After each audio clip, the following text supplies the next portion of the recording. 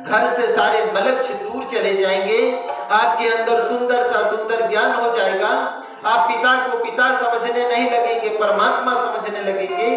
आप माँ को माँ नहीं समझेंगे, आप परमात्मा समझेंगे, जो दूसरे आत्मा को रूप और आकार में बनाकर इस धरती पर ले आती है।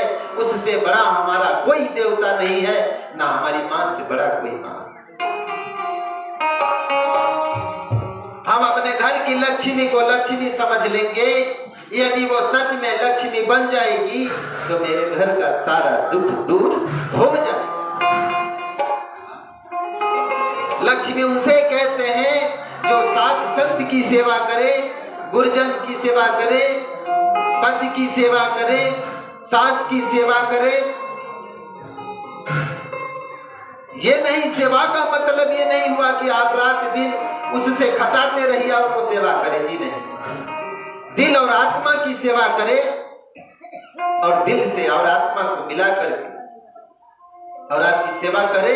आप उसी प्रकार से समझें कि ये मेरे घर की लक्ष्मी है।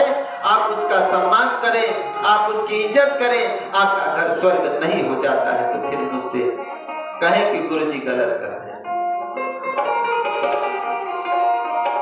आप शाम को, आप कैसे पति हैं, आप शाम को मदिरा पी कर आएंगे और उसके बाद अपने घर में तमाम प्रकार के उदंड काम को करेंगे। क्या आप कैसे पति हैं? ऐसे ही पति होते हैं।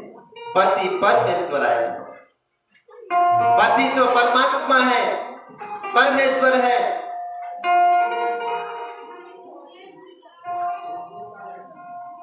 और वही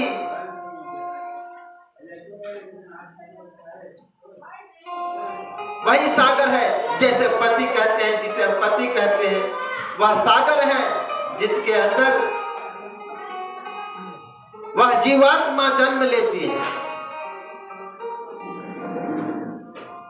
हमारे जैसे अनेकों जीवात्माएं पिता रूपी सागर में जन्म लेते हैं और धरती पर आते हैं। जब पिता के सागर में उफान हो जाता है तो वो परमात्मा के पिंड में ले जाते हैं और वहां भेज देते हैं। जब उफान आता है तो उस धरा पर पानी बहने लगता है। हम पानी के साथ लाखों लाखों लोग आना चाहते हैं, लेकिन आते आते हम एक लोग आते हैं। तमाम हमारे परिवार के लोग जो तूफानों में आ रहे थे मेरे साथ, वो पुनः वापस हो जाते हैं। कितने लोग तो समाप्त हो जाते हैं, जीवात्माएं विलीन हो जाती, किसमें तो जड़ में विलीन हो जाती हैं, और कितनी आत्माएं उसमें निवास करती हैं। तो परमात्मा है जिसने जीव आत्मा को जन्म दिया, वह परमात्मा।